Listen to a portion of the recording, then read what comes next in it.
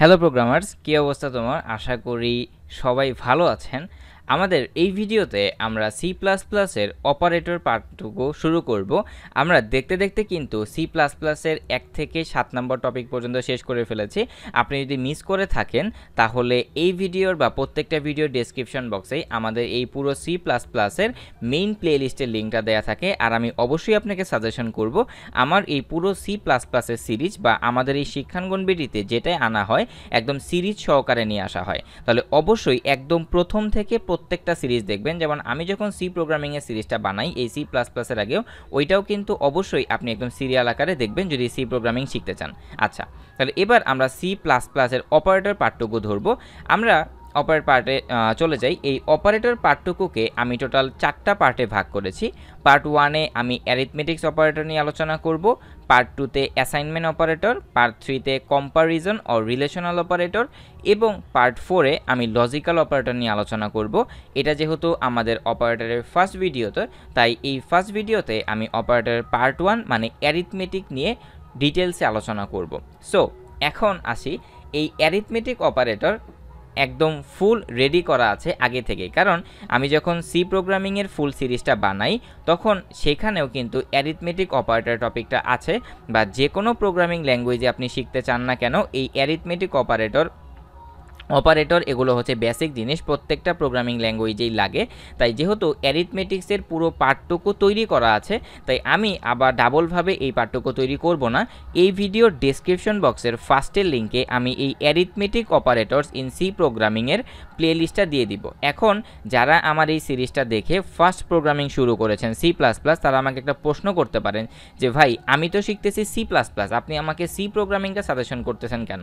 আসলে একদম C plus প্লাসের ফার্স্ট ভিডিওতে আমি আপনাকে বলেছিলাম সি প্লাস প্লাস কিন্তু সি প্রোগ্রামিংয়ের একটা ইনস্ট্যান্স বা একটা হচ্ছে আপনি ব্রাউজারে যে এক্সটেনশন থাকে ওরকম এক্সটেনশনের মতো। আপনার সি প্লাস প্লাসের অবজেক্ট ওরিয়েন্টেড পার্টটুকু বাদ দিয়ে যা কিছু আছে সব কিন্তু ধরতে গেলে সি প্রোগ্রামিংয়েরই জিনিসপত্র। তো আপনি এখানে মেইন ডিফারেন্সটা কোথায় পাবেন? আপনি দেখবেন আমার এই সি প্রোগ্রামিংয়ের এই অ্যারিথমেটিকের যতগুলো প্রবলেম, কারণ এই যে ফার্স্ট ভিডিওতে আপনি দেখতে পাচ্ছেন অ্যারিথমেটিক অপারেটরস, এই ভিডিওতে অ্যারিথমেটিকের বেসিক আলোচনা করা হয়েছে এবং তারপরে আপনি দেখবেন প্রায় 7টা থেকে 8টা প্রবলেম সলভ করে দেওয়া আছে। এগুলো কিন্তু আপনি অবশ্যই বাসায় বসে প্র্যাকটিস করবেন, কারণ একটা জিনিস খেয়াল করেন, টিউটোরিয়াল দেখে আপনি কখনোই 100% কোনো কিছু শিখতে পারবেন না। টিউটোরিয়াল দেখে আপনি হাইস্ট গেলে 30 to 40% আইডিয়া নিতে পারবেন। যখন আপনি বাসায় বসে প্র্যাকটিস প্রবলেম করবেন, মানে প্রবলেম সলভ করবেন, তখনই আপনার সেটা 100% কভারেজ হবে। আর এই যে এই সবগুলো প্রবলেম সলভিং তো সি প্রোগ্রামিংয়ে করা, তাহলে এই সি প্লাস প্লাসের কোডগুলো আপনারা কোথায় পাবেন? এগুলো সবই আমার গিটহাব রিপোজিটরির লিঙ্কে দেওয়া থাকবে, কারণ এগুলো সি প্রোগ্রামিং দিয়ে সলভ করা। ধরতে গেলে মেইন লজিকটা কিন্তু সেম, সেটা সি প্রোগ্রামিং হোক সি প্লাস প্লাস হোক, আপনাদের মেইন জিনিস হচ্ছে লজিকটা বোঝা, যে দুইটা সংখ্যা যোগ কীভাবে করতে হয়, তিনটা সংখ্যার গড় কীভাবে নির্ণয় করতে হয়, আয়তক্ষেত্রের পরিধি কীভাবে নির্ণয় করতে হয়, এগুলো হচ্ছে মেইন জিনিস, ঠিক আছে? তারপরেও আমি সি প্লাস প্লাস দিয়ে এই সবগুলো প্রবলেমের সলিউশন করে রাখবো আমার গিটহাব রিপোজিটরি লিঙ্কে।